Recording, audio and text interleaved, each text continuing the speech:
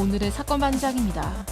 그룹 위너의 멤버인 송민호가 사회복무요원으로 부실 복무했다는 증언이 나왔습니다. 송 씨는 어제 소집 해제된 가운데 소집 해제일에도 근무지로 출근하지 않은 걸로 알려졌습니다. 미용실에서 염색을 한 손님의 항의에 무릎까지 꿇었다는 제보가 들어왔습니다. 재시술이나 환불 등 원하는 걸 해주겠다고 했지만 손님은 추가 보상금까지 요구하고 있다는 주장입니다.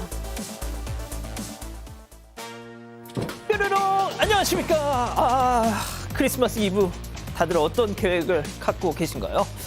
예, 좋습니다. 예, 진실 추적자 사건 반장 시작합니다. 극심한 불경기에 길거리에선 캐롤 하나 들리지 않아서 성탄 기분 하나도 안 나던 차에 터무니없는 이 비상계엄까지 더해지면서 올 연말 그야말로 엉망진창이 됐습니다. 하지만 오늘 이 시간만이라도 성탄 분위기, 연말 분위기 좀 느껴보시라고 자, 작지만 저렇게 트리도 저희가 가져다 놨고요. 잠시 후에 특별 게스트 이연복 셰프도 모셔서 재미난 시간 좀 가져볼까 합니다. 자, 더도 말고 덜도 말고 성탄절만 같아라. 해피 메리 크리스마스. 자, 같이 해피 메리 크리스마스. 그렇습니다. 자, 오늘 출연자 소개해 올리죠. 다시 잡아주시죠. 백다희 아나운서, 박지훈 변호사, 박상희 한국열린사이버대 교수, 양지열 변호사 나오셨습니다. 안녕하세요. 안녕하세요. 예. 주식회사 신영의 김상희, 최미, 박선영, 심은경, 문소정, 김경미 그리고 저까지 모두 사방가족이에요 하신 윤회진님. 자, 몇 번 간식 좀 챙겨드렸다고 쿠땡 배송기사님이 이런 케이크를 주고 가셨어요. 산타가 따로 없다 하신 서정혜님. 자, 강원도 원주 사는 74년생 우리 엄마 유애란 여사 내일 성탄절 생일 축하해 사랑해 하신 박종훈님.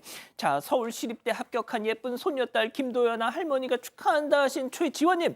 작년 이맘때 공개방송, 사반 공개방송 가셨던 장모님 최금숙 여사 많이 편찮으십니다. 항암 치료 잘 받으시라고 응원 부탁해요 하신 사위 김현기님. 꼭 쾌차하십시오. 자, 부산의 민똥엄마님, 전홍주님, 박미경님, 김성주님, 이현주님 모두 사랑합니다. 자, 재미는 물론 의리로 함께하는 아싸사바 뉴스 750. 대한민국과 전 세계 동포 가족 여러분의 시선을 모아서 출발합니다.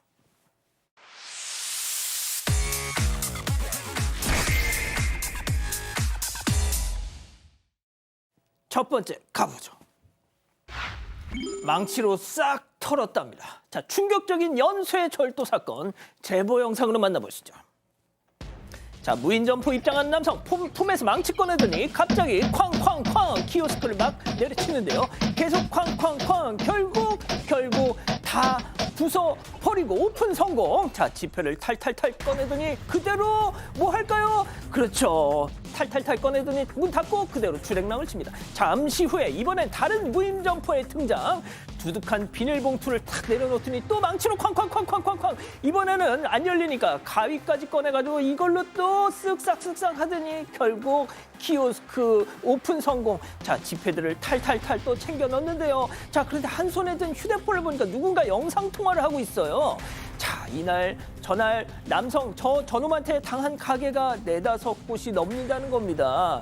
자, 첫 번째 가게에서 두 번째 가게로 넘어가는 시간이 단 고작 2분. 저 일대 무인점포를 초토화. 네, 맞습니다. 이게 모두 지난 20일 새벽에 경기 고양시 덕양구의 삼송동에 위치한 무인점포에서 벌어진 일입니다. 제보자가 여러 건 들어왔는데요. 먼저 첫 번째 영상 속 제보자는 무인점포를 모두 4곳을 운영을 하고 있습니다. 이날 한 매장에서 현금 50만 원가량을 절도를 당했습니다. 이 남성은 지난 11일에도 이미 제보자의 다른 매장에서 이 키오스크 자물쇠를 열려고 돌로 때리다가 손을 다쳐서 미수에 그친 적이 있었는데요. 이날은 이 망치를 들고 나타났다고 합니다.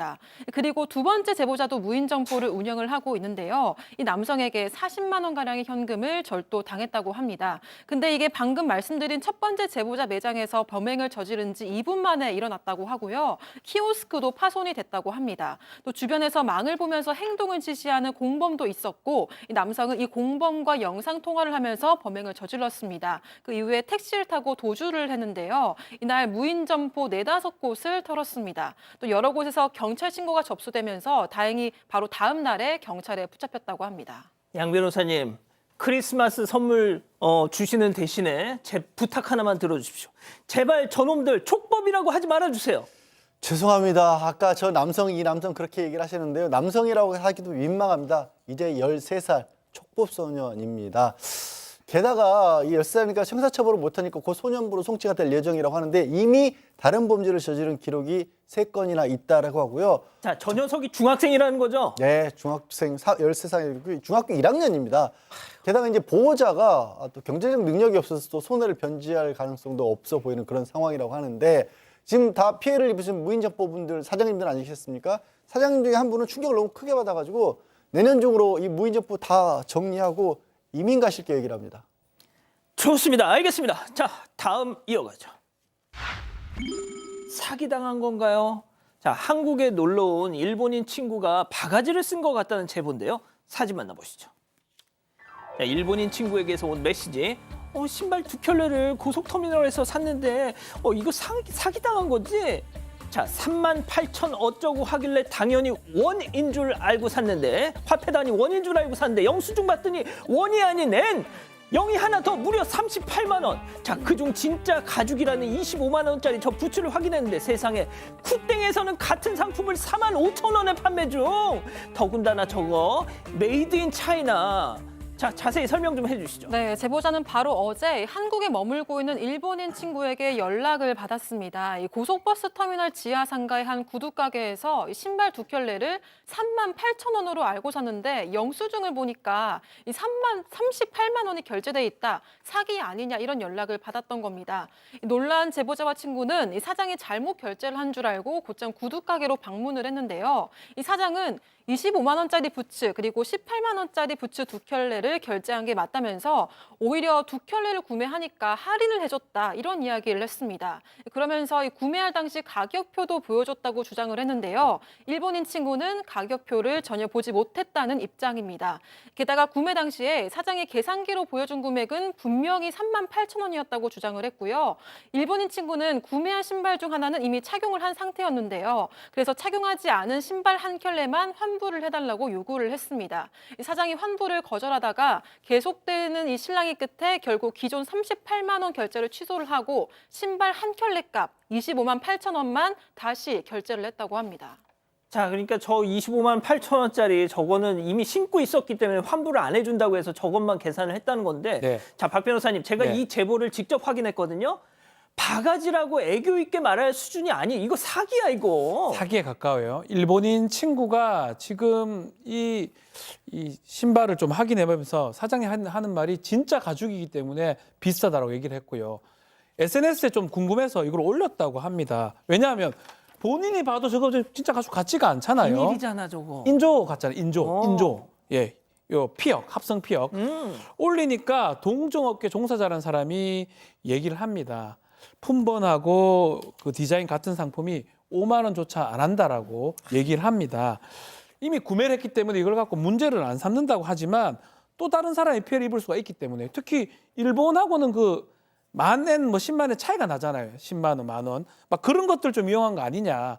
다른 피해 입지 않게 하기 위해서 이렇게 제보했다고 합니다. 자, 고속터미널에 저거 파신 분 진짜 저러면 안 됩니다. 예, 다음 이어가죠.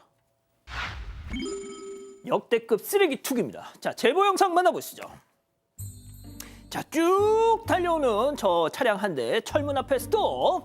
자, 그리고 나서 운전자가 하차를 합니다. 자, 그리고 나서 뭐 할까요? 자기 몸만큼 커다란 소파를 꺼내더니 철문 옆 공간으로 틈타서 들어옵니다. 자, 주차장 한편에 저렇게 털썩 내려놓고는 자기 차로 백도. 자, 이번엔 말이죠. 웬 나무 판자를 꺼내와서 철문 옆으로 뿅 비켜와가지고는 횡한 빈손으로 다시 갑니다. 이제야 볼 일이 끝났다는 듯 차를 돌려서 페이드 아웃입니다. 자, 딱 봐도 무단투기 돈 몇 푼 아끼겠다고 저기까지 소파 싣고 와서 버리고 간다. 차 기름값이 더 들 것 같습니다. 네, 양주시의 한 음식점에서 일어난 무단투기 사연입니다. 오전 일찍에 누군가 저렇게 차를 타고 와서 차에서 소파를 꺼내서 제보자께서 운영하는 음식점 주차장에 버렸고요. 이어서는 나무 판자를 꺼내와서 이번엔 옆 가게에 버리고 갔습니다. 이 제보하신 분께서는 맨 처음 여기를 쓸 때 120만 원을 주고 기존에 있던 폐기물을 싹 처리한 다음에 다음 관리를 하기 시작했대요. 그런데도 사람들이 와서 이렇게 폐기물을 아이고. 종종 버리는 거예요. 작은 것들은 자비로 처리하기도 했는데 이번에는 한 명이 대형 폐기물을 2개나 버리고 갔잖아요.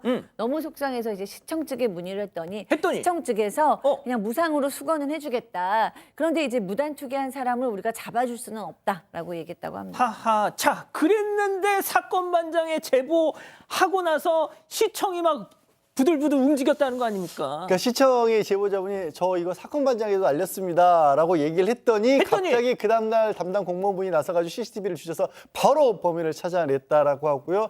벌금 50만 원을 부과한다고 그렇게 알려왔다라고 하는데 그래요. 이제 무단 투기 더 이상 없었으면 좋겠다라고 우리 제보자분은 말씀을 주셨는데 그 시청에 알리지 않더라도 사건 반장에 알리지 않더라도 우리 지자체나 경찰분들이 조금만 더 시민들을 위해서 신경 써 주셨으면 좋겠습니다. 네. 박 변호사님, 예. 마법의 그 단어 취재를 시작하자.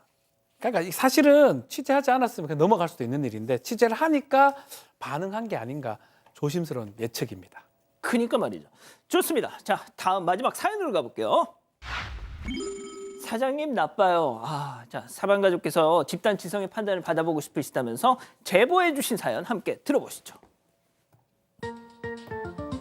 안녕하세요. 꼭 포장을 강요하는 회사 대표님 때문에 너무 괴로운 20대 여성입니다. 저는 직원이 10대 명 정도 있는 작은 회사에서 사회생활을 시작한 신입사원인데요. 입사한 지 1년이 지나도 적응이 안 되는 건 바로 대표님의 자잘한 심부름이에요. 저희 회사는 점심시간에 주로 배달을 시켜서 먹거나 도시락을 가져와서 먹는데요. 그런데 얼마 전부터 대표님이 굳이 저만 콕 집어서 음식 포장 심부름을 시키는 겁니다. 한 번은 회사 2층에 있는 햄버거 집에서 햄버거 세트를 포장해 오라고 하셔서 흔쾌히 다녀왔는데요. 그런데 점차 포장을 요구하는 빈도수가 늘어나더니 나중에는 회사 근처에 있지도 않은 가게에서 포장해 오라고 시키더라고요. 참다 못해서 혹시 배달은 안 될까요? 하고 여쭤봤지만 대표님은 무조건 포장만 원했습니다. 더 나아가서 지금은 대표님의 택배를 대신 붙여주거나 고장난 휴대전화 수리를 맡기는 등 거의 개인 비서나 다름없는 일을 하고 있어요. 그나마 다행인 건 대표님은 항상 바빠서 그런 거니까 좀 이해해달라면서 꼭 고마워, 미안해 이런 말을 하시고 종종 10만 원짜리 백화점 상품권을 챙겨주시기도 합니다. 저는 일도 하랴 대표님 개인 심부름도 하랴 너무 힘든데 회사의 전체적인 분위기는 막내니까 이런 느낌이 들더라고요. 사회생활이라고 생각을 하고 꾹 참는 게 정답인 걸까요? 자, 그렇군요. 기다리고 기다리셨던 부처 핸즈업 타임 유튜브 JTBC 뉴스 채널 사건 반장 독립 채널에서 8천여 분의 우리 가족 여러분들 함께하고 계신데요. 채팅창에 OX로 함께 참여해 보시죠. 먼저 사연자 신입사원입니다. 박지훈 대표님, 저는요 대표님 비서가 아니에요. 제가 무슨 전문직 이런 건 아니지만 밥 심부름 하러 이 회사 온 거 아니잖아요. 저는요 격리 업무를 맡고 있고 계약서상 어디에도 대표님 식사, 포장, 배달한 거 그런 거 없었다고요. 물론 고맙다 하시면서 상품권도 주시지만 그런 거 안 주셔도 되니까 이젠 좀 배달 좀 해서 먹자고요, 동그라미. 박 변호사님 감사합니다. 제가 대표라서. 네. 좋습니다. 자, 다음은 박지훈 대표님. 야, 이거 진짜 SNL 그 MG 오피스에서 나봤지요? 내가 직접 경험할 줄이야. 이봐, 백다혜 씨, 내가 꽁으로 심부름 시켰어요. 상품권도 주고 감사 멘트도 하고 다 했어. 요즘 불경기라 회사 살림 어려워서 배달비라도 좀 아껴보려고 했던 건데. 왜 사장인데 그 정도도 못하나? 아이고, 이거 진짜 막내가 아니라 그냥 상전이네, X입니다. 자, 양 변호사님. 글쎄요, 저는 사장님이 그렇게 악의는 없으신 것 같습니다. 그리고 말씀도 잘 주시고 또 상품권도 챙겨주시고 하지만 악의는 없으시지만 시대가 달라졌다라는 걸 받아들이지 못하고 계신 것 같아요. MZ를 따라서 이제 더 이상 어떤 공과 사 이런 부분을 좀 많이 따지는 그런 나누는 그런 사회 분위기로 바뀌었고요. 제 주변에 이렇게 중소기업 운영하시는 사장님들이 이렇게 상담하고 보면 이 사람 구하기가 너무 어렵다는 말씀들을 하거든요. 근데 거꾸로 또 일자리 구하는 사람들을 얘기를 들어보잖아요. 저런 얘기 때문에 중소기업을 가기 싫다는 분들이 많아요. 그러니까 이런 사연이 알려지면 젊은이들이 중소기업을 잘 안 갑니다. 이 대표님이 사회에 많은 본의 아니게 해악을 끼치시는 거예요. 자, 교수님, 그렇다고 대표님이 직접 그 포장을 해오는 것도 좀 그렇잖아요. 이거는 저도 너무 요즘 세상에 누가 저럽니까? 저렇게 하면 안 되고 또 본인이 괴로워하니까 이렇게 포장시키거나 택배시키거나 이런 거 안 하셔야 되는데 이제 문제는 어떻게 얘기할 것인가. 네, 저 안 하고 싶어요라고 얘기하면 불이익을 또 당할 것 같아요. 그러니까 대표님께서 좀 아까 양 변호사님도 얘기하셨지만 이건 정말 시대를 잘 못 읽으시는 거거든요. 뭐 옛날에 정말 뭐 커피 타라는 것도 여직원들이 기분이 나빴었던 시대를 거쳐서 이제는 뭐 커피 타면 커피를 왜 타야 되지? 이해할 수 없는 시대인데 그걸 지금 하고 계시는 거잖아요. 이 방송 보시면 대표님께서 스스로 이제는 그냥 요즘 배달비 무료예요. 예. 대신 이제 그 배달 비용을 이제 소상공인 분들이 이제 부담한다고 해서 많이 좀 괴로워하시죠. 자, 백다연 아나운서. 네, 저도 제가 생각을 해봤는데 제가 좋아하는 선배면은 되게 흔쾌히 할 것 같아요. 근데 반대분이면은 저도 좀 스트레스를 많이 받을 것 같은데, 근데 대신에 이제 포장을 해오라고 하셔도 몰래 배달을 시켜서 좀 쉬다가 포장인 척 하고 드릴 것 같습니다. 자, 무슨 얘기인지 잘 모르겠고요. 네. 예. 아니 농담이고요. 제가 농담이고요. 설명해 드릴게요. 예. 자, 예. 일단 박진. 저는 사실은 악의적 측면이거든요. 상품권도 줬고 그리고 미안해 고마워 얘기했기 때문에 악의를 갖고 일부러 뭔가 괴롭히거나 뭔가 시키려고 했던 것 같지는 않습니다. 다만 뭔가 배달 음식에 대한 포장에 대한 어떤 강박관념이 혹시 또 있는 게 아닌가, 또 그런 것들 때문에 반복되는 것 같거든요. 그러니까 대놓고 안 하겠습니다 하기는 좀 어려울 거예요. 이 작은 회사의 막내인데 그럼 누군가는 또 해야 되는 상황이 될 수도 있고. 그래서 저는 좀 전에 우리 백다연 아나운서 얘기했던 것처럼 예. 상품권 받아가지고 그걸로 배달을 하면 됩니다. 그걸 나눠서. 여러 가지 방법들이 사실 있어 보이거든. 그리고 한번 물어보세요, 선배들한테. 왜 사장님이 왜 저렇게 행동을 하는지 한번 물어보고 그 이유가 이해가 된다 그러면 뭐 또 어떻게 해야 될 것 같고, 이해가 안 된다면 다시 대표님한테 얘기하는 게 그게 사회생활 하는데 조금 더 낫지 않을까. 지금 해서 안 할랍니다. 이거 왜 시킵니까? 내가 이거 하려고 왔습니까? 그건 조금 과하지 않을까. 저는 개인적으로 거절을 꼭 생각합니다. 그런 식으로 하는 건 아니에요. 해봤어요. 공주가 거절할 수 있는 안 건데. 하겠습니다. 왜 시킵니까? 이것도 똑같은 말이니까. 아니 사장님 이거 좀 시대 분위기가 달라진 것 같습니다. 제 주변에서 이런 일 없다던데요. 라는 식으로 말씀드릴 수 있어요. 꼭 따지듯이 할 필요 없어요. 그렇게 하더라도 네. 본인이 지금 계속 질문이 그거예요. 사회생활 처음인데 이렇게 하는 게 맞냐 질문했기 사회생활 때문에. 처음 하는 친구한테 이런 일을 안 좋은 상황을 가르쳐준 대표님이 지금 잘못하고 계신 거죠. 왜 이렇게 고민하게 만들어요? 사회생활 처음 하는 친구를. 자, 제가 양지열 변호사님께 돌발 퀴즈. 네. 양지열 변호사님 계시는 그 법무법인에 네. 절대 없습니다. 아, 진짜? 절대 없습니다. 다 같이 모여서 밥집씩 같이 먹고 만들어서 먹고 그래요. 예.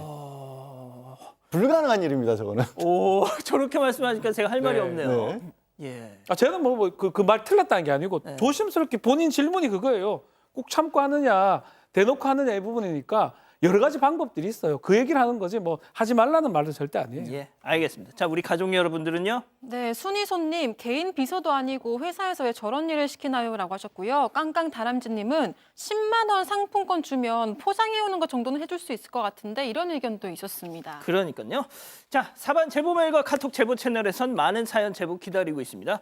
자, 다음 주 화요일 31일 딱 일주일 앞으로 다가왔네요. 사건 반장 공개 방송. 많은 분들이 왜 내가 공개 방송에 가야 하는지 앞다퉈 사연을 보내주고 계십니다. 사반 750. 자, 메일 좀 주시죠. 예. 메일 자막 주세요. 자, 공개 방송 사연을 보내주실 메일. 예. 사반 750. 자, 지금 그럼 자막 내려주세요. 예. 자, 사반 750 jtbc.co.kr 여기로 연락을 주십시오. 왜 내가 공개방송 가야 하는지, 왜 당신들이 날 뽑아줘야 하는지 그 절절한 사연을 남겨주시면 저희가 엄격한 심사를 거쳐서 모시겠습니다. 자, 사반 좋아하는 부모님한테 효도 좀 하련다. 또 좋고. 자, 박지은, 양지열, 박상희, 백다혜랑 사진 좀 찍고 싶다도 좋고. 자, 방송국 구경도 해보자. 구경 좀 해보자도 좋습니다. 자, 사반 750 jtbc.co.kr로 보내주십시오.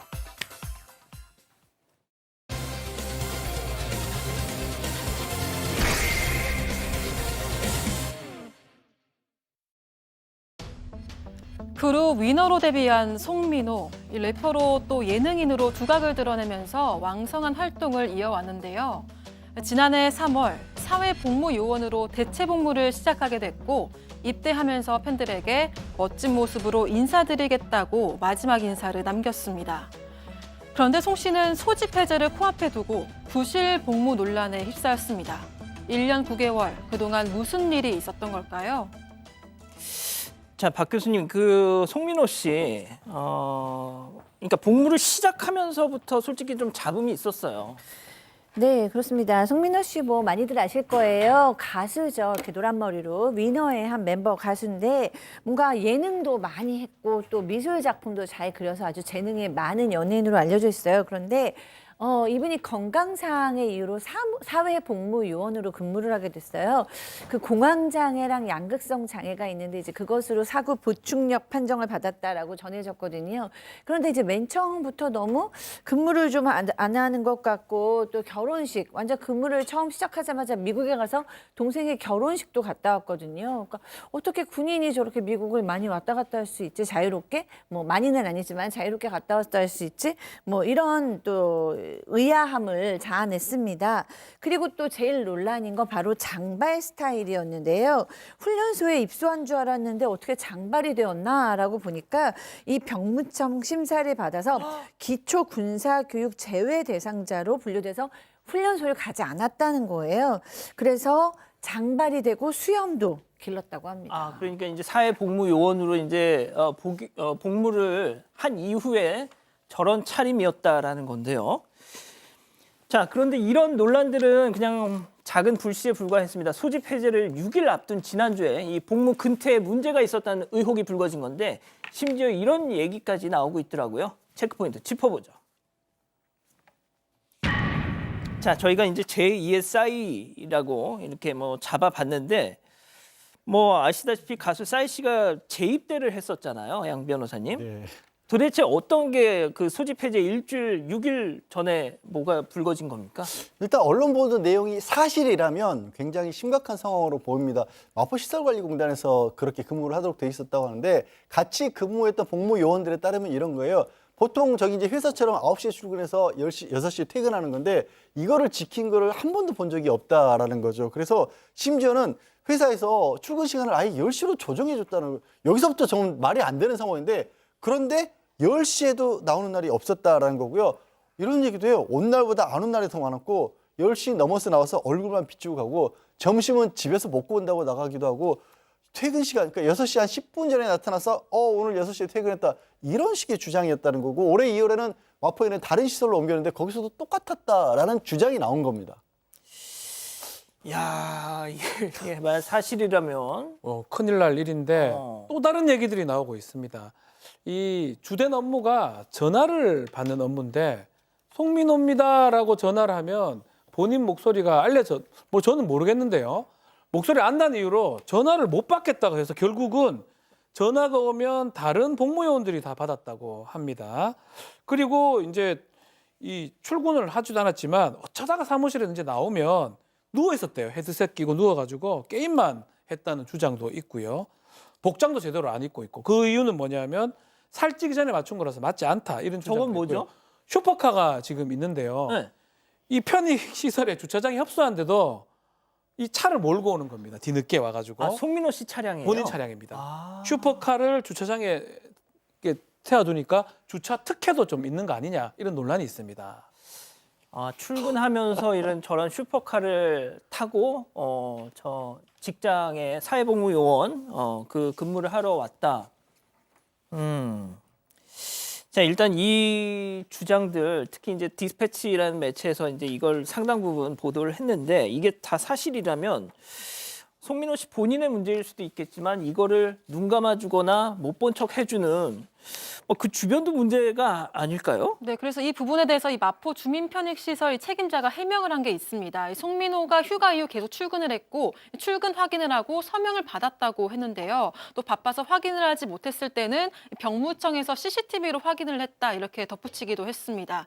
또 근태에 문제가 있어 보인다는 지적에는요. 연차와 병가 또 입원 등을 언급하면서 절차대로 이루어졌다고 강조를 했습니다. 또 송민호를 보러 오는 사람들 때문에 좀 노출을 최소화시키려고 옆방에 좀 숨겨놓기도 하고 되도록 좀 안 보이는 곳에서 뭐 영수증 처리나 청소를 시켰다고 했고요. 하지만 현재 책임자는 이 송민호의 근태를 확인할 수 있는 CCTV 또 출근부를 이 개인정보이기 때문에 제공해주지 않고 있다고 합니다. 그래서 이 책임자와 송민호 사이의 특수관계를 의심하는 수사 의뢰서가 오늘 서울 마포경찰서에 접수되기도 했습니다.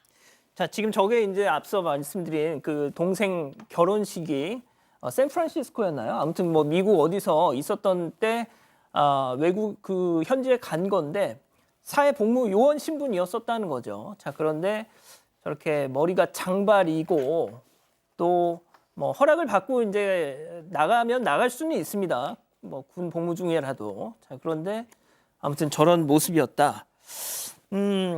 말씀드린 것처럼 어제부로 이제 소집 해제가 돼서 이제 민간인이 됐습니다. 송민호 씨는. 자, 그런데 이런 보도 내용에 대해서 뭐 입장이 나온 게 있을까요?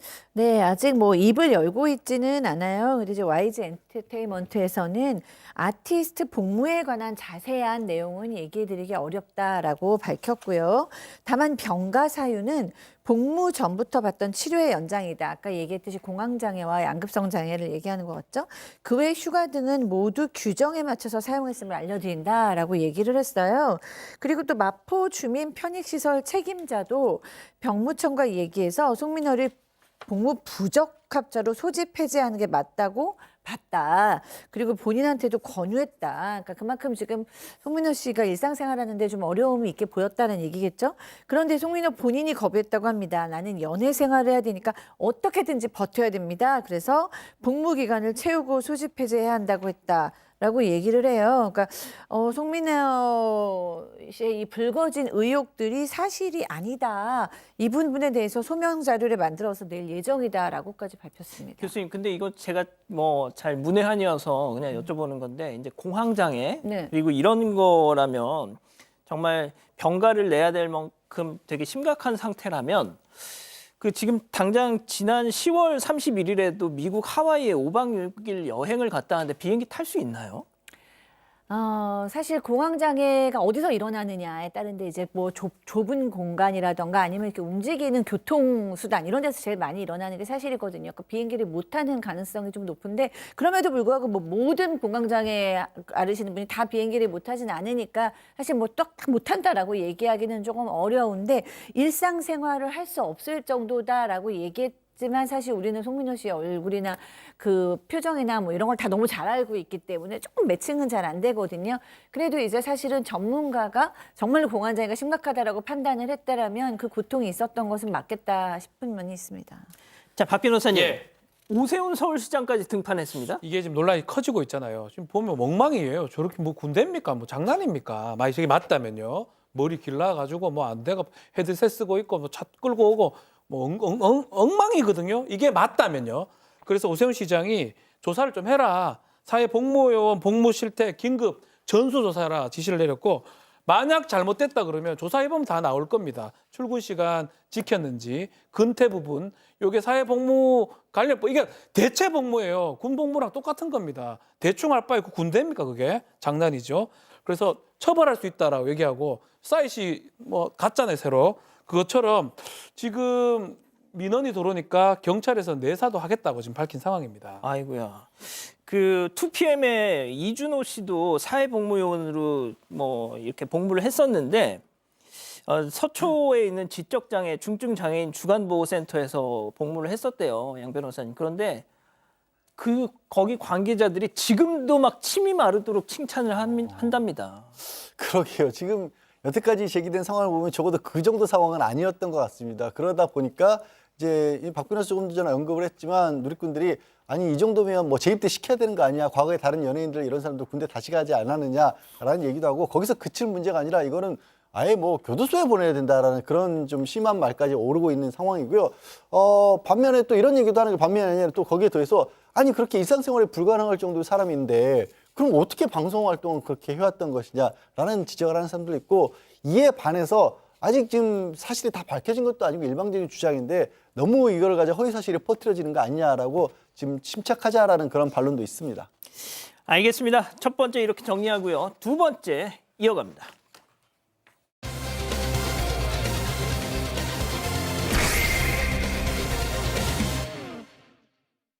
미용실에서 염색을 한 손님의 항의에 무릎까지 꿇었다는 제보가 들어왔습니다.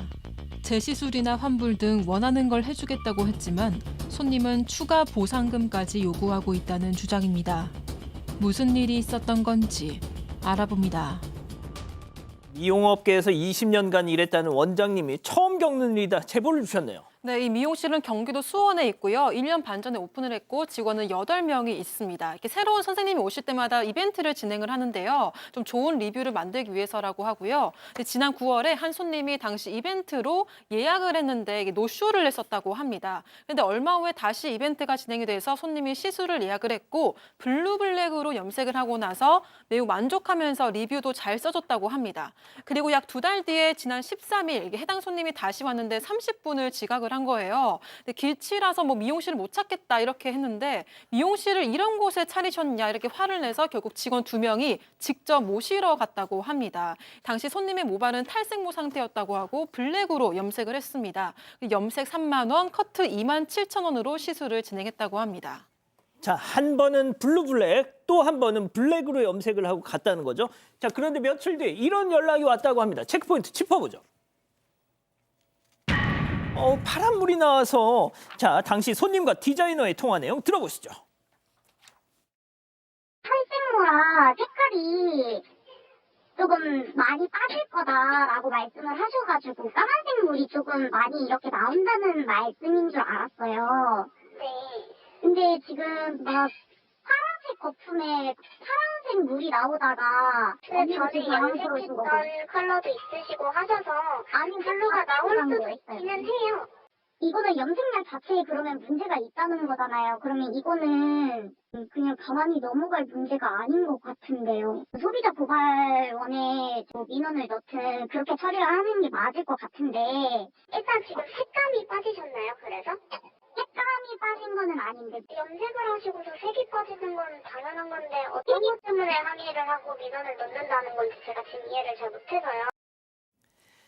분명 검은색으로 염색했는데 왜 파란색 거품이 나와? 이거 염색 잘못된 거 아니에요? 라는 얘기죠? 네, 그렇습니다. 맨 처음에 왔을 때부터 내가 백수라서 이제 돈이 없어서 더 이상 염색을 할 수 있어서 머리를 그냥 이제 블랙으로, 검은색으로 다 이제 덮어버리려고 한다라고 얘기를 했대요. 그래서 헤어 디자이너 선생님이 지금 탈색모라서 블랙으로 염색하면 물 빠짐이 있을 수 있습니다라고 충분히 설명한 후에 이제 블랙으로 염색을 했어요. 그런데 3일 후에 염색약이 잘못된 것 같습니다. 그러면서 이제 컴플레인을 시작했는데 머리를 감으니까 파란색 물 나오고 보라색 물도 나오더라. 그러면서 이제 뭐 사진을 찍어가지고 저렇게 물 색깔을 보여줬어요.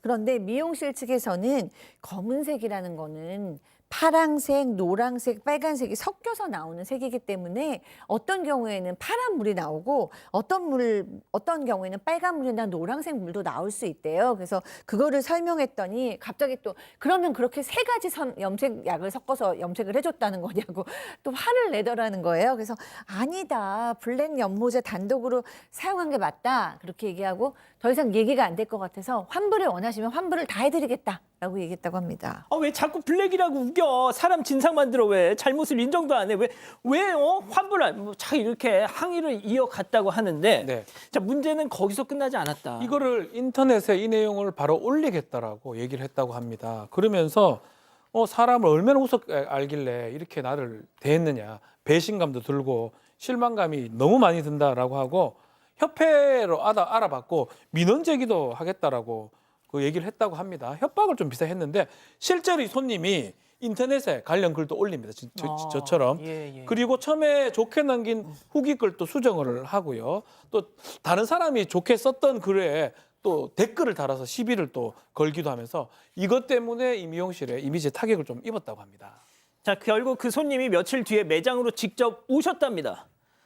그 디자이너 선생님은 쉬는 날이어서 원장님하고 3시간 가까이 대화를 했다는데 그중 일부 내용 함께 들어보시죠. 물이 빠지는 걸로 뭐라고 한 게 아니에요. 물이 빠지는 건 알아요. 단 나는 까만색 물이 빠질 줄 알았지. 생전 처음 파란물 블랙으로 염색을 했는데 파란물 보라색 이게 나올 거라고 생각을 아예 안 했다고요. 제 입장에서는 치고 팔짝 뛰겠죠. 그리고 배신감도 들겠죠. 그렇게 하셨으면 죄송합니다. 정말 불쾌했는데 네, 제가 사과를 하면 될까요? 원장이라는 위치가 뭐라고 생각을 하세요? 모든 책임자죠. 네. 일이 더 커지지 않게끔 이거를 마무리를 하셔야 되는데 방치를 하고 계시잖아요. 원장이라는 분이. 고객들이 이 사실을 알면 아니 원장님 제가 이러시라고 제가 드리는 말씀이 아니에요. 일어나세요 원장님. 자, 일단 보면은 이제 무릎을 꿇린 건 아니고 꿇으셨어요. 그러니까 또 일어나세요라고 하긴 했습니다. 예. 그러니까 손님이 꿇으라고 한 건 아니고 원장님이 이거 너무 계속해서 강압적으로 감정적으로 나오니까 이렇게라도 해서라도 좀 해결을 해보려고 무릎을 꿇었다라는 건데 계속 원장이 이거 고객님 머리 색깔 검은색 맞습니다라고 하니까 이 손님이 이미 나 다른 미용실에서 가서 문의를 해봤는데 이게 들어보세요. 지금 머리 색깔은 쿨블랙이다. 그런데 내가 원하는 건 딥블랙이다. 이렇게 얘기를 했다라는 겁니다. 저는 이게 차이가 글쎄 같은 블랙이 끝나는데 어쨌든 원장님이 사람 하니까 이게 차이가 있을 수는 있긴 한데 쿨블랙, 딥블랙 이런 것까지 다 자세하게 설명 못한 게 좀 아쉽다라고 하는데 원장님이 뭐가 아이고 저는 답답하네요. 오히려. 그래서 원하시는 게 뭐래요? 네, 이 손님이 원장이랑 만나고 나서 환불이 우선이 아니라 매니저의 사과를 받고 싶다. 그쪽에서 먼저 환불을 제안했으니까 전체 환불을 해달라. 또 정신적 피해 보상, 영양 및 클리닉 시술비, 추가 염색 비용 등을 청구하려 했는데 원장님이 진심으로 사과를 해주셔서 전체 비용 환불과 탐해장 염색 비용을 받고 싶다. 이렇게 밝혔습니다. 그런데 이후 이 미용실 원장이 SNS에 이 내용을 올리고요. 어떻게 하면 좋을지 좀 도움을 요청하는 글을 올렸습니다. 그런데 손님에 대한 댓글 여론이 좀 좋지가 않으니까 손님도 이렇게 반박하는 글을 올렸고요. 이 해당 손님은 내가 먼저 환불을 요청한 적이 없다. 그리고 무릎 꿇으면서 사과하는 영상을 인터넷에 올려서 이를 키운 건 원장이다. 이런 입장입니다. 그러면서 신상 정보가 유출되는 등 피해가 크니까 이제 그만 멈춰주기를 바란다면서 나도 잘못한 부분이 있다는 걸 인정하고 있고 직접 사과할 의향도 있다. 이렇게 전했습니다. 알겠습니다. 자, 두 번째 사건 정리하고요. 다음 이어갑니다.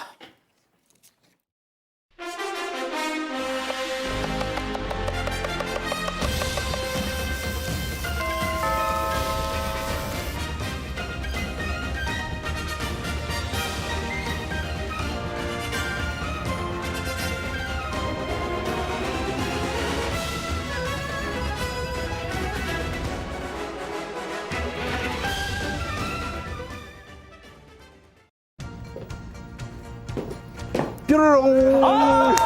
메리 크리스마스입니다. 이야, 크리스마스 이브에 특별한 초대 손님이 오셨습니다.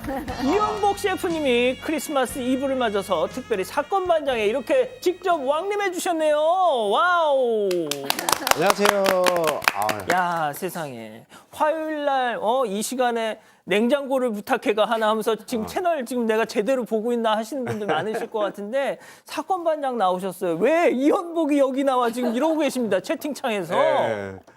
사실 저희 집사람 저 정말 팬이에요. 우리 집사람이 더 팬이지만 그래도 그 사건 반장 꼭 놓치지 않고 집사람 꼭꼭 챙겨봐요.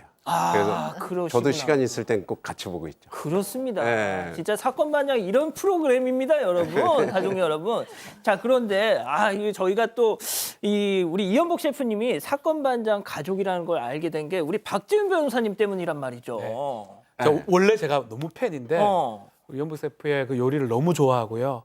제가 꼭 만나게 해달라고 부탁해서 또 만났고 인품이 좋으십니다. 인품이 요리에 드러납니다. 인품이 그대로 반영이 됩니다. 아우 너무 훌륭하세요. 감사합니다. 그런다고 뭐 공짜로 뭐 이렇게 주고 그러시는 건 아니죠? 저런다고? 그런 거 아니죠. 예, 그렇습니다. 예. 돈 내고 드세요, 박 변호사님. 돈 내고 먹겠습니다. 농담입니다. 근데 셰프님이 정말 무려 5년 만에 냉장고를 부탁해 맞아요. 시즌 2에 이제 출연하셨잖아요. 네. 세상에. 이거는 진짜 누가 봐도 이연복 효과다. 진짜 비화제성 이게 예능 화제성 1위. 야, 요리 대결 처음 했는데 또 우승까지 하네 또. 비결이 뭡니까? 아무래도 이제 오랜 경력과 이제 그 경륜이겠죠. 예, 그래서 냉장고 부탁해는 뭐 약간 고향 같은 그런 위치에 있으니까 지금 열심히 하고 있습니다. 예. 그렇군요. 자, 그런데 셰프님 진짜 제가 오늘 셰프님 이제 나오신다고 그래서 좀 이렇게 딱 공부를 했는데 세상에 1959년생 예, 맞아요. 65. 죄송합니다. 근데 박 변호사님. 동안이세요. 진짜 이 특급 동안의 비결 뭐라고 생각하십니까? 저는 사실 저보다 한 서너 살 많은 줄 알았거든요. 네. 그러니까 항상 웃는 얼굴이시고 그 마음이 얼굴에 다 드러나고 요리에 또 반영이 되는 것 같습니다. 59년생 맞습니까? 네, 맞아요. 어와. 예, 59년생. 이제 뭐 제가 약간 동안이다 이제 그런 얘기를 아이 동안입니다. 예, 근데 제가 사실 스트레스를 안 받는 스타일이에요. 예. 안 좋은 일은 빨리 잊어버려요. 기억도 잘 안 하고. 그게 아마. 아니 저는 뭐 중화 요리를 많이 먹으면 이렇게 동안이 됩니다. 이런 말씀하실 줄 알았는데. 예. 그래서 우리 이연복 셰프 나오신다 그래서 사건 반장이 이 순간부터 사건 반점이 됐다. 사건 반장. 죄송합니다. 좀 썰렁했나요? 야, 좋은데요? 예. 이연복 셰프님 그 사건 반장 뭐 그냥 나와서 뭐 좀 하시고 싶은 말씀 없으셨어요? 사건 반장이요? 이제 사건 반장 보면 진짜 사건들 볼 때 앉아서 여기서 진짜 시원하게 못하는 욕 앉아서 제가 다 하고 있어요. 아유 저걸 그냥 막 욕하면서 보는 프로그램. 그렇습니다. 진짜 욕 많이 나옵니다.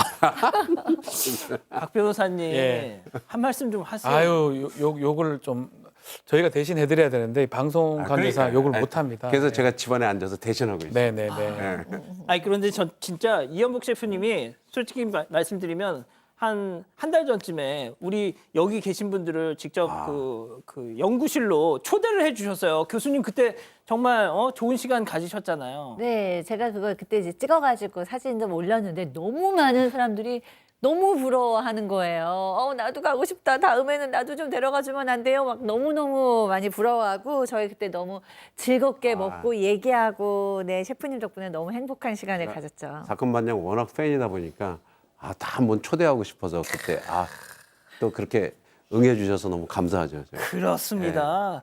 자, 그런데 말이죠. 지금 시간이 좀 늦긴 했지만 이렇게 우리 셰프님이 직접 나오시니까 왠지 사건 반장이 반점이 되면서 이렇게 중화요리 막 냄새가 막 스튜디오에 막 가득한 것 같습니다.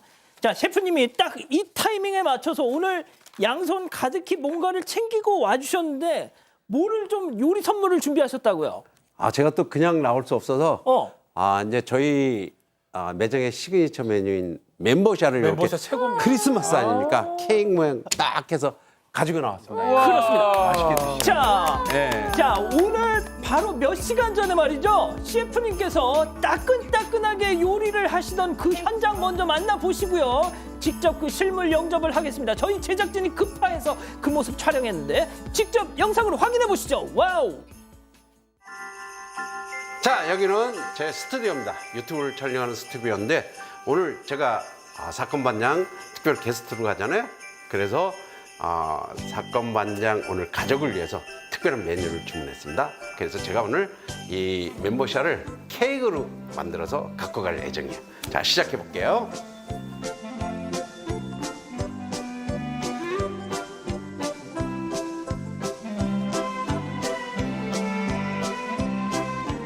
이제 온도를 올려서 한 번 더 튀기는 거예요. 다시 튀기면 속까지 잘 튀겨지죠. 빵이나 이 겉표면이 바삭바삭해져요.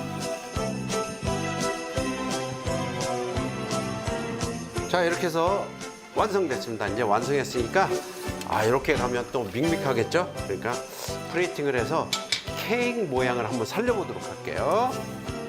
이왕이면 크리스마스 이브니까 이렇게 크리스마스 기분 나도록 한번 놔보도록 할게요.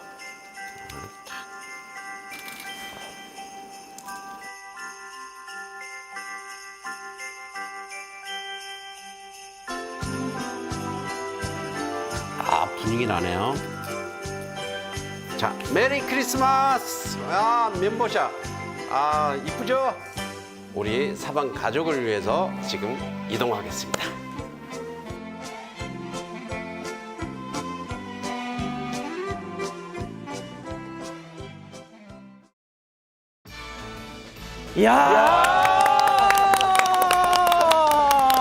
일단 한번 드셔보시죠. 와, 진짜 너무 자, 먹고 싶다. 자, 일단 박 변호사님. 아이고 세상에. 드셔야 돼요. 자, 젓가락 세 분. 야, 진짜 세상에 스튜디오에 박 변호사님 처음 봤어요. 지금 냄새가 어떻습니까? 너무 좋아요. 네, 빨리 좀 먹고 많이 싶은데. 박 변호사님 좀 잡아주세요. 최고. 와 진짜 이거 향이. 이쪽으로 앉아서 네네. 잠깐 앉아서 앉으세요. 아니 셰프님 앉아있죠. 주인공이신데. 아니 근데 세상에 진짜 이거 어떻게 이런 생각을 하셨어요? 어? 그래도 이제 사건 반장 팬으로 어. 그냥 올 수는 없잖아요. 그래도 어떻게 이제 좀 멤버샤를 이쁘게 만들 수 없을까 세상에. 해가지고 이렇게 그러니까 중화풍 예. 크리스마스 케이크, 네. 멘보샤 케이크. 박 변호사님 지금 막 제가 말 시키니까 짜증나죠? 드시죠 그냥. 자 그럼 빨리 우리 먹어야죠. 멘보샤 감별사. 네. 과연 이연복 멘보샤는 어떤 맛일까? 직접 시식 먼저 해보시죠. 저 먼저 하십니까? 네네네. 제일 위에 가겠습니다. 와. 그냥 드시려고 안 찍어 드시고. 소리가 진짜. 이거 소스에 찍어 드셔야지. 소스 반은 소스 찍어 먹고 이렇게. 야. 그럼 주체를 못 하고 계셔? 혼자만 먹으면 어떻게 옆에도 좀 먹고 드셔야지. 하나씩 한번 드셔보세요. 드세요. 이렇게. 응. 세상에. 백단 아나운서도 드셔. 아니 근데 드세요. 셰프님 근데 진짜 제가 그 찾아봤어요. 네. 멘보샤 딱 치니까 다른 게 안 나와. 그냥 이연복 멘보샤로 나와. 맛있다. 예. 아니 세상에 어떻게 물론 뭐 우리 이연복 셰프님이 멘보샤만 잘하는 게 아니잖아요. 네, 그런데 멘보샤니까 딱 거의 연관 검색어로 네, 그렇죠. 사실 멤버샤가 옛날 메뉴였는데 예. 이게 잠시 사라졌었어요. 그래서 이 좋은 메뉴를 다시 부활시키자 해가지고 제가 엄청 또 노력해가지고 이제 많은 손님들한테 또 다시 알리기 시작해가지고 다시 부활했죠. 네, 세상에. 그래서 지금 많이 들어요. 이전에 먹어봤던 건 어. 가짜였나 봐. 가짜였어. 아니 지금 이런 게 세상에 아니었어. 지금 사건 반장 이렇게 보시다가 지금 아직 저녁 안 드신 분들이 지금 약 올리냐고 채팅창에서 난리가 났대요 지금. 병원 죽겠다고. 아니 셰프님 이거 네. 직접 먹으려면 어떻게 하면 먹을 수 있습니까? 이제- 이연복 멘보샤를 먹으려면. 저희 매장에 와야죠. 저희 매장에 오셔서 예. 미리 예약하시고. 진짜. 사실 이게 사전 예약 메뉴거든요. 그 웨이팅 근데 엄청 길잖아요.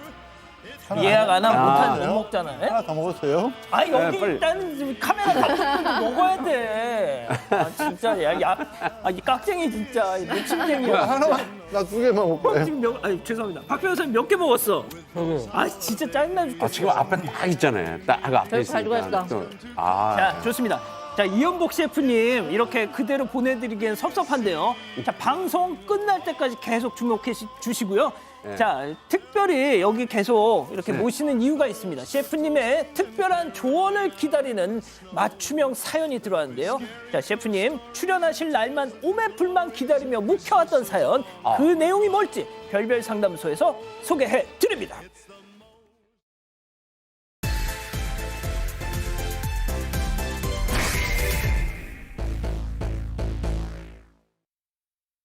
지인들의 부러움을 사고 있는 한 여성이 있습니다. 남편이 요즘 가장 인기 있다는 흑백 요리사 레스토랑에 며칠 동안 공들여서 예약을 성공시키고 가족들과 함께 다녀온 건데요.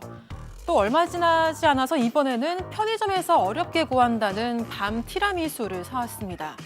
편의점 직원에게 온갖 사정을 해서 손에 넣었다고 하는데요. 하지만 정작 여성은 남편이 왜 이렇게까지 하는지 도무지 이해가 안 간다고 합니다. 과연 이 부부에게 어떤 사연이 숨겨져 있을까요? 자, 실제 사연을 당사자 특정을 이유로 저희가 조금 각색했다는 점 먼저 말씀드릴게요. 양 변호사님, 네? 좀 빨리 좀 드셔. 다 먹었습니다. 입에 그냥 한가득이야. 빨리 삼기가 싫더라. 그러니까.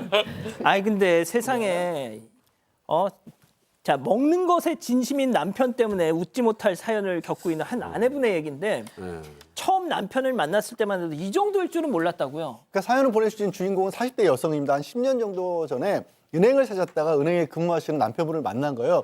정말 뭐 훌륭한 자격을 가지고 있고 명문대 나와서 이렇게 일하는 그런 분이었는데 이 남편이 알고 보니까 결혼하고 보니까 은행 일을 좀 싫어했던 겁니다. 업무 스트레스, 실적 스트레스가 너무 싫어서 유일하게 남편이 행복했던 때가 주말에 가족들에게 요리를 해서 줄 때 행복했다는 거예요, 남편이.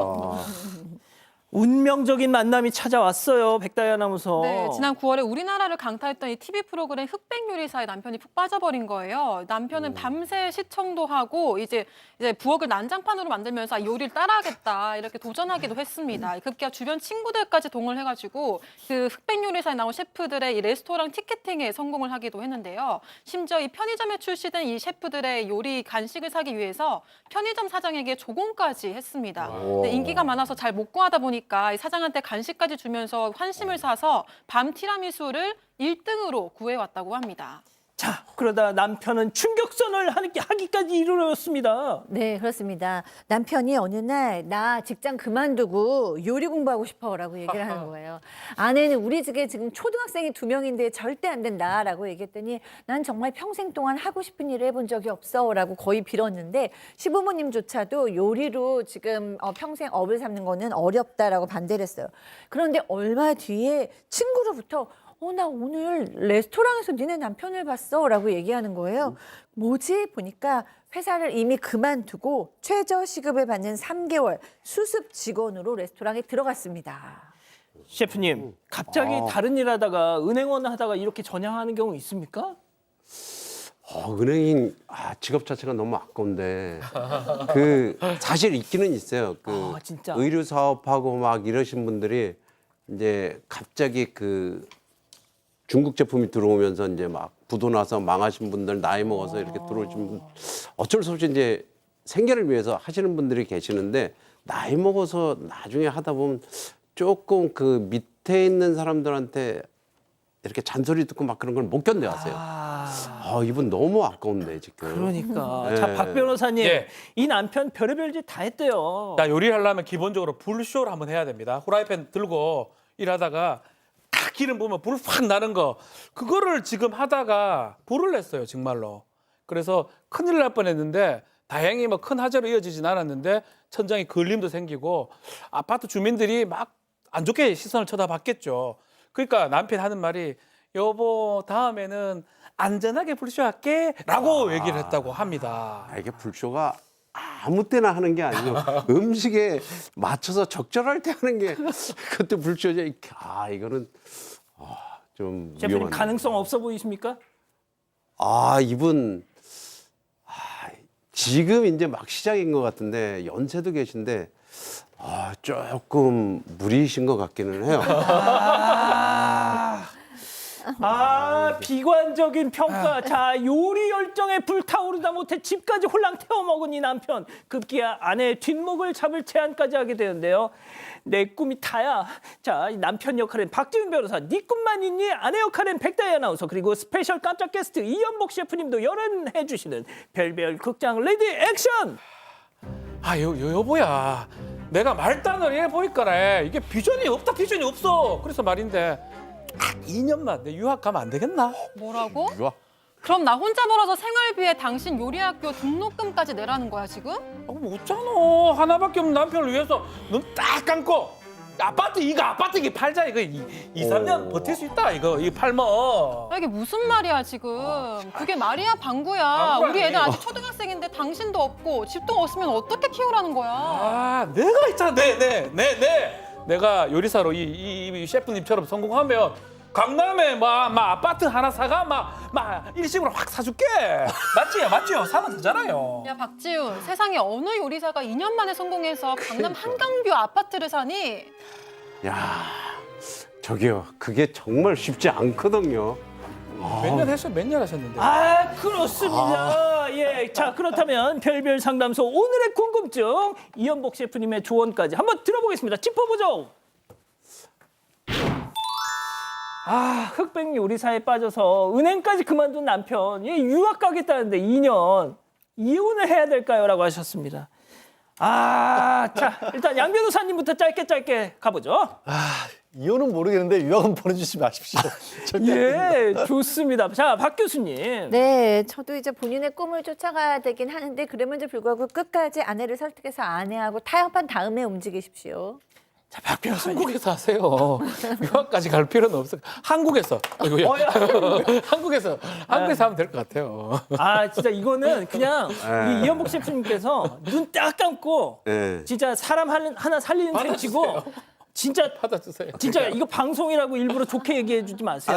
그러니까 예. 이게 사실 요리가 집까지 팔아서 유학을 간다는 건 좀 애도 둘씩이나 있으신 분이 요리가 그렇게 쉬운 게 아니에요. 그리고 뭐 2년 만에 강남에 집 산 데는 이런 건 말도 안 되고요. 예전에 미리 알았으면 사실 집에서 요리하는 거하고 진짜 직장에서 하는 건 전혀 틀립니다. 그래서 만약에 기회가 된다면 전에 알았으면 진짜 공휴일 때마다 한 이틀씩 식당에 가서 알바를 좀 해가지고 그 현장을 한번 경험해 보는 것도 너무 좋을 텐데 제가 진짜 조언을 해드리고 싶은 거는 예. 유학을 가지 마시고 네. 저희 매장에 들어와서 한번 버텨보시는 건 어떤지 이렇게 조언해드리고 싶습니다. 진짜 한번 힘들게. 그 매장에 이 양반이 왔어요. 그럼 어떻게 하실 거예요? 이제 주방에 들어가서 이제 제일 처음서부터 이제 주방 일을 시켜야죠. 설거지부터. 저희 집은 그나마 또 설거지는 안 시켜요. 이제 전표부터 보고 이제 면을 배우고 튀김 배우고 이 과정이 있으니까 한번 주방 경험을 어떻게 한번 해보고 생각을 다시 해보시는 게 좋을 것 같아요. 그러니까 셰프님 그러니까 아무튼 약간은 좀 비관적인 좀 평가를 하신 거네요. 그렇죠. 이제 이 요리하시는 분들 다 자기 자식한테 이 업을 넘겨주고 싶습니까? 그러면 10중 8구 거의 다 반대하십니다. 그만큼 힘들어요. 자기 시간도 없고. 일단은 제가 딱 얘기해드리고 싶은 건 아침 10시 전에 출근해요. 보통 이제 한 9시면 출근했다가 저녁 10시에 퇴근합니다. 그거 버틸 수 있는지 한번 일단 자기 생활은 없어요. 일단. 예. 자, 백다희 아나운서 우리 가족 여러분들 뭐라고 하십니까? 네, 예레니카님 요리 자격증을 먼저 따세요라고 하셨고요. 이재수님 하루아침에 요리사 이건 아니죠라고 하셨습니다. 하지만 콩순 씨는요. 저는 좋아하는 일을 하는 게 맞다고 봅니다. 나이는 숫자에 불과합니다. 이런 댓글 남겨주셨습니다. 나이는 숫자에 불과. 자, 이연복 셰프님은 그냥 포기하라고 하십니다. 자, 이렇게 정리하고요. 잠시 뒤에 뵙겠습니다. 바르셀로나가 내게 남긴 것? 짜잔! 영광의 상처! 트립닷컴이 내게 남긴 것. 라운지 이용권, 마일리지에 트립 코인까지. 남는 여행 트립닷컴. 모든 미식의 가장 첫 번째 레시피. 최상의 재료를 최상의 보관으로 준비할 것. 각 재료들의 특성이 다르고 나고 자란 환경이 다 다르니까. 본연의 맛과 향을 지키는 미식 전문 보관. 김치톡톡으로 보관합니다.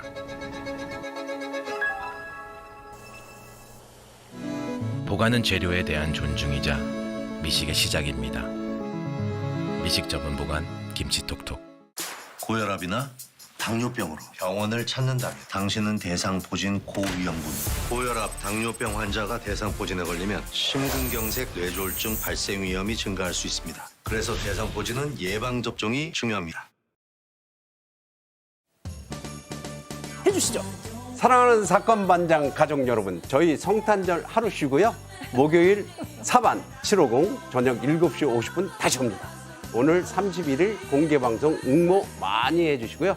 메리 크리스마스, 해피 크리스마스. 와우!